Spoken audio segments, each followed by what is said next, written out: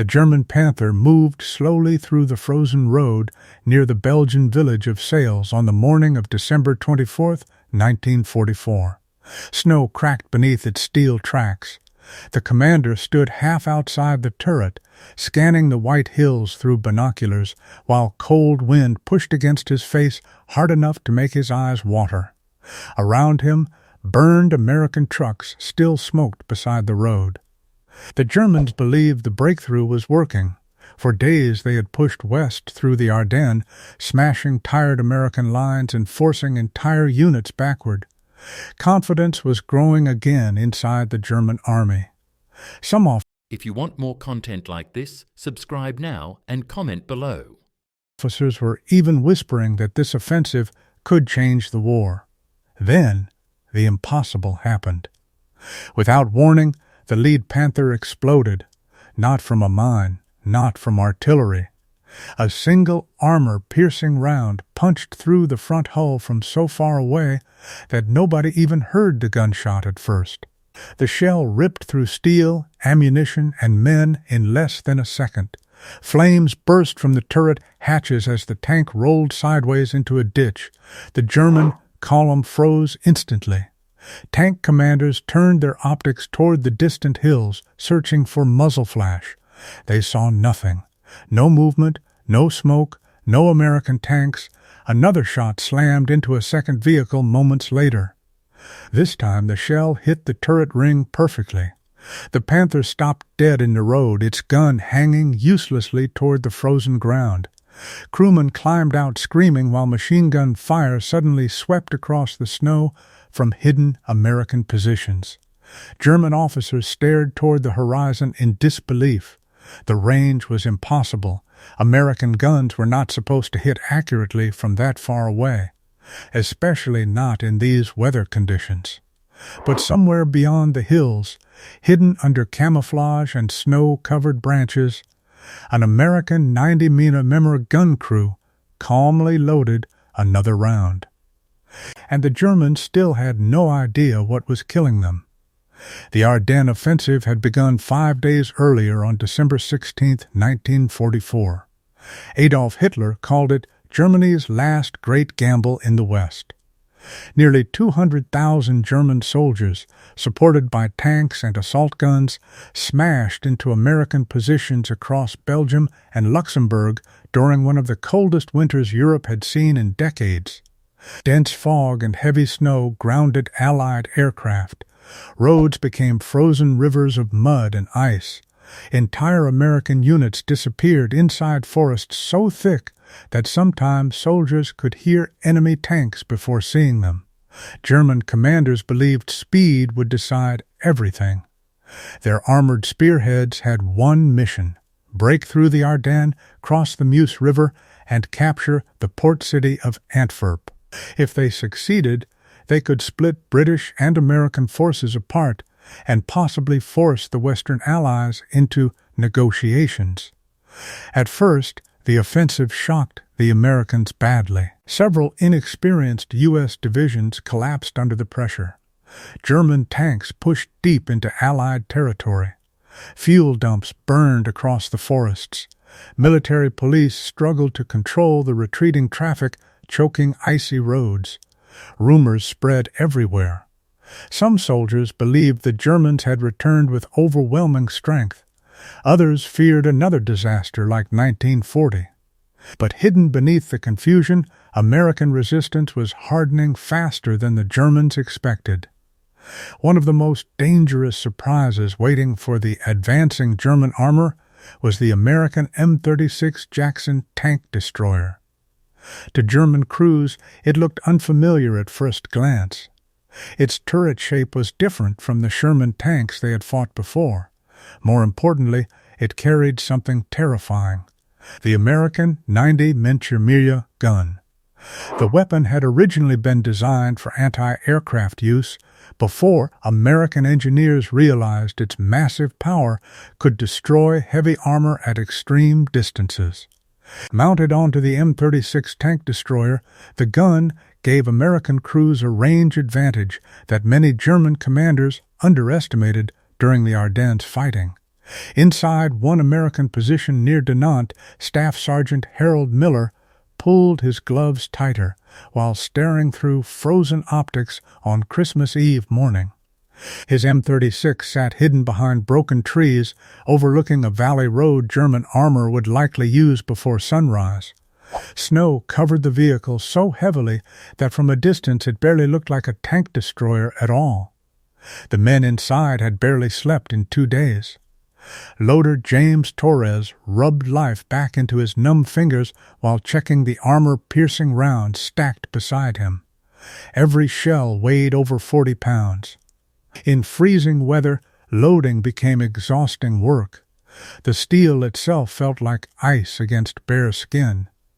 Driver Paul Reardon sat silently at the controls, listening to the low engine rumble beneath him. Nobody talked much anymore. They were too tired. Then the radio crackled, German armor approaching. Miller adjusted the optics slowly. At first he saw only white hills and blowing snow. Then dark shapes appeared through the fog. Panthers, half-tracks, infantry moving cautiously along the road below. The range stunned even him. Nearly 3,000 yards. Under normal conditions, many tank crews would hesitate to fire at that distance. Visibility was poor. Wind drift mattered. Tiny calculation mistakes could send shells far off target. But the 90 memory gun was different. American crews had spent months learning its power. They trusted it. Still, trust and reality were not always the same thing.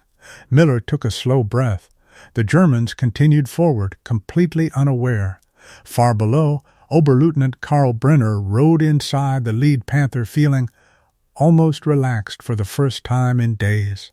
His crew had survived repeated air attacks, artillery fire, and freezing nights without proper supplies. Compared to earlier fighting, this valley seemed quiet. Too quiet, maybe, but Brenner believed the Americans were retreating again. Intelligence reports claimed scattered resistance ahead, nothing serious. Then his radio operator noticed something strange. A flash. Tiny. Brief. High on the ridge. Brenner turned toward it instinctively. That was the moment the shell arrived. The American 90 memory round crossed the frozen valley at incredible speed and smashed directly through the Panther's frontal armor. German crews trusted Panther armor against most Allied guns from long distance. But the 90 memory was not most Allied guns. The impact looked violent beyond words. Metal burst inward. Sparks and shattered steel tore through the fighting compartment. The driver died instantly. Flames erupted near the ammunition racks. Brenner felt himself thrown sideways before smoke filled everything. Behind him, the rest of the German column stopped in confusion. Where had the shot come from?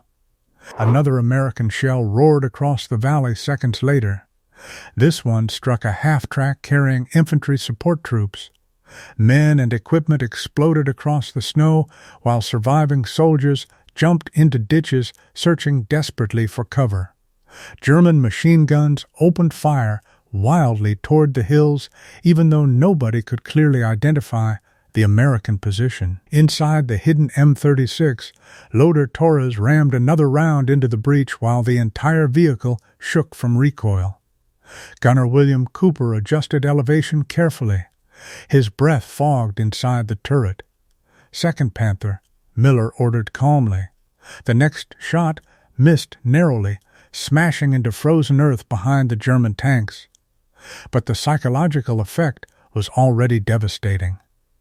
German crews suddenly realized they were exposed to accurate fire from a distance they considered relatively safe. Panic spread quickly. Several Panthers reversed off the road, trying to find hull-down positions behind trees and embankments. Others rotated turrets blindly toward the ridge, but spotting a hidden tank destroyer at 3,000 yards through snowfall was extremely difficult. Every second wasted searching gave the Americans another chance to fire. The M36's 90 Memora gun spoke again. Another hit. This time the shell penetrated the side armor of a Panther attempting to reposition. Fire burst from the rear engine deck while crewmen bailed out into deep snow. One soldier rolled desperately on the ground after his uniform caught fire.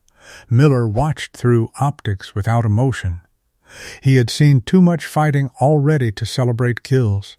The only thing that mattered now was survival. Because every shot risked exposing them. German commanders quickly understood that remaining on the road meant death. Infantry squads spread into nearby woods while Panther crews attempted to locate firing angles toward the ridge. Mortar teams began dropping rounds across likely American positions. The snow around the hidden M36 suddenly erupted from incoming fire. Dirt and ice hammered against the hull. Move after next shot, Miller ordered. This was standard American tank destroyer doctrine. Fire. Relocate. Fire again before the enemy can accurately target you. Remaining stationary against experienced German crews was suicide. Cooper lined up another distant target through shaking optics. A Panther partially hidden behind trees. The gun thundered once more. Direct hit. At that range, accuracy depended on extraordinary skill, careful range estimation, and a bit of luck. But the American crew had all three that morning. Before the Germans could respond effectively, Reardon reversed the M36 backward behind the ridge. Snow sprayed behind the tracks as the vehicle disappeared from its original firing point. Moments later, German shells smashed into the empty position. Brenner climbed from his destroyed Panther, coughing blood into the snow. Around him, the once confident German advance had completely stalled. Burning vehicles blocked the narrow road. Infantry hugged frozen ditches while officers shouted conflicting orders through radio static and machine gun fire. Worst of all was the uncertainty. German tank crews were trained to fight visible enemies. They understood close-range ambushes inside forests. But this felt different. The Americans were engaging from extreme range with terrifying precision while remaining nearly invisible. Some crews even believed they were facing heavy artillery used in direct fire mode. Others whispered about hidden anti-tank batteries. Nobody guessed a single American tank destroyer crew had caused so much destruction so quickly. Further west, American commanders were beginning to understand how valuable the 90 mm gun had become during the Ardennes battles. Earlier in the war, Sherman tanks armed with 75 mm guns often struggled against Panthers and Tigers at long range. Crews sometimes needed dangerous flanking maneuvers to achieve reliable kills. The arrival of the M36 changed the balance dramatically. Its 90 memory gun could penetrate Panther armor at distances where older American guns became unreliable. Against Tigers, it finally gave American crews a weapon capable of fighting back without depending entirely on close-range side shots. German veterans noticed the difference almost immediately.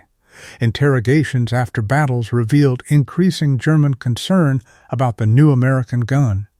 Some Panther crews even started avoiding long-exposed roads unless supported by reconnaissance units. Confidence was fading.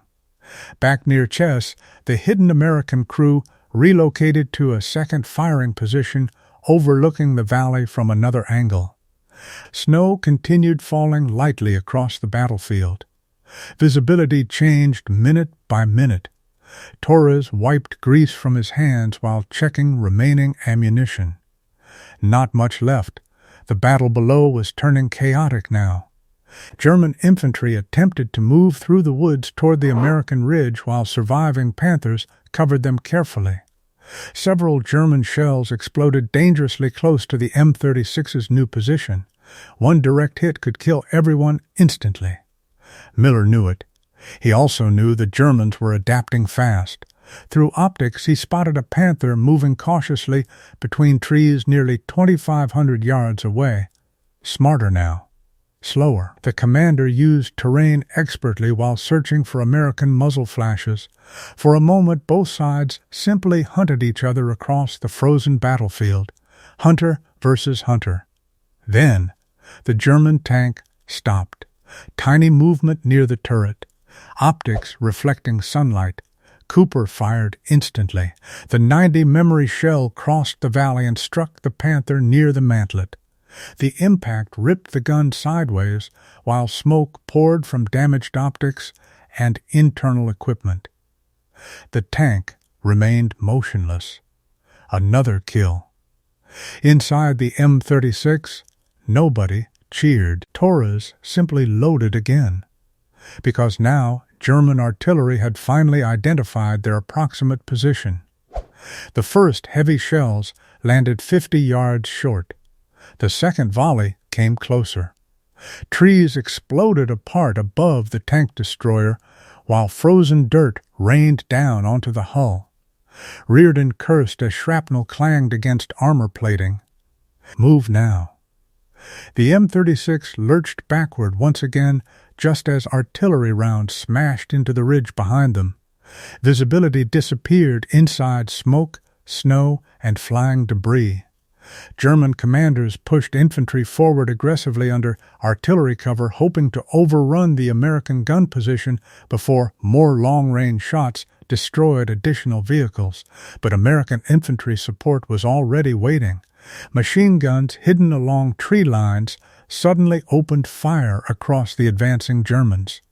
Riflemen emerged from foxholes buried beneath snowbanks. Mortars joined the fight seconds later. The valley erupted completely. For the next hour, the battle became brutal confusion. German armor attempted limited advances while American anti-tank teams shifted constantly between firing positions.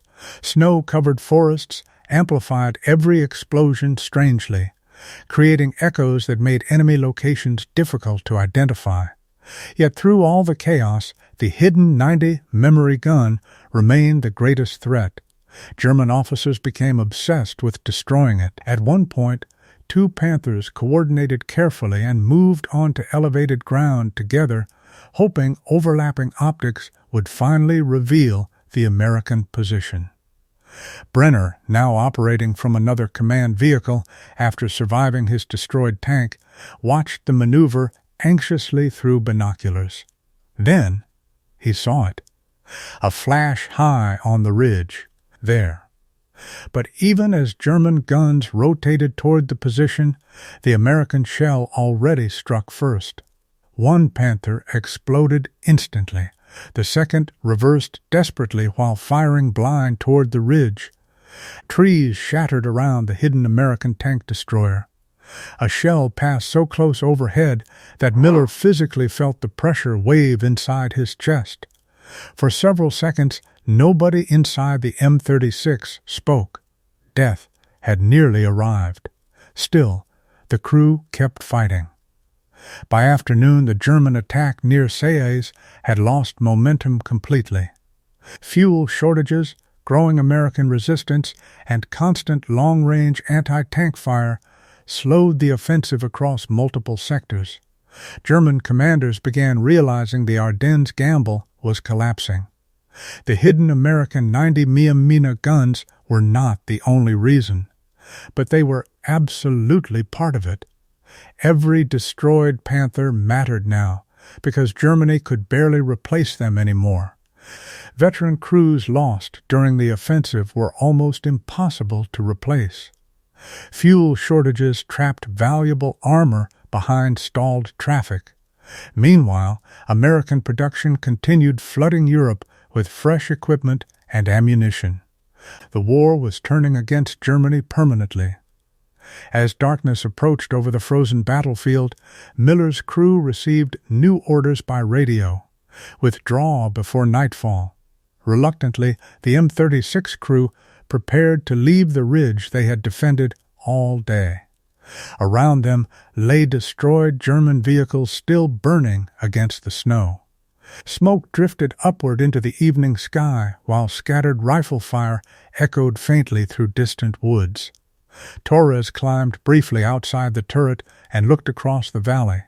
Even now, he could barely believe some of those shots had connected from nearly 3,000 yards away. Not long before, many tank crews considered such firing distances unrealistic under combat conditions. Weather, terrain, stress, and movement usually reduced accuracy dramatically. But technology was changing warfare fast. The 90 mm gun represented more than just another weapon. It symbolized a shift in battlefield power. German tanks no longer held the same long-range dominance they once enjoyed earlier in the war, and German crews were beginning to understand it in the worst possible way. Far below, medics moved carefully among damaged vehicles, searching for survivors. Brenner stood silently beside the burned remains of his Panther, while snow slowly covered blackened steel. He replayed the battle repeatedly in his mind. The range, the accuracy, the speed of destruction, none of it matched what many German commanders still believed about American armored forces. For years, Nazi propaganda dismissed American troops as inexperienced and technically inferior. German tank crews often mocked Sherman tanks as weak or easy targets. Earlier battles sometimes reinforced that confidence. But this battle felt different. The Americans had adapted. Now they possessed weapons capable of killing Panthers before German crews even realized they were in danger. That realization chilled Brenner more deeply than the winter air. As night swallowed the Ardennes forests, Miller's M36 disappeared westward along frozen roads toward another uncertain battle. The crew sat exhausted inside the steel hull, ears still ringing from hours of gunfire. Nobody spoke much. They were too tired. Behind them, German wrecks continued burning across the snow-covered valley. Some would remain there for months after the battle ended, silent reminders of the moment confidence turned into fear. Years later, surviving German veterans would describe encounters with American 90 mm guns with unusual respect. Reports from the Ardennes increasingly mentioned accurate long-range fire from hidden tank destroyers and anti-tank positions. Panther crews who once believed distance protected them learned otherwise during those freezing December days. The Battle of the Bulge ultimately failed. German forces never reached Antwerp. Fuel shortages, fierce American resistance, improved weather, and overwhelming Allied resources slowly crushed Hitler's final offensive. By January 1945, the German army had lost thousands of irreplaceable vehicles and men across the frozen forests of Belgium and Luxembourg. For many historians, the Ardennes represented the last moment Germany could still launch major offensive armored operations in the West. Afterward, the decline became unstoppable, and hidden among countless stories from that brutal winter was the terrifying lesson learned by German tank crews staring across snowy valleys in disbelief. Because somewhere out there, far beyond what they thought was possible, an unseen American 90 mm gun was already waiting for them. And by the time they saw the flash, it was already too late. If you want more content like this, subscribe now and comment below.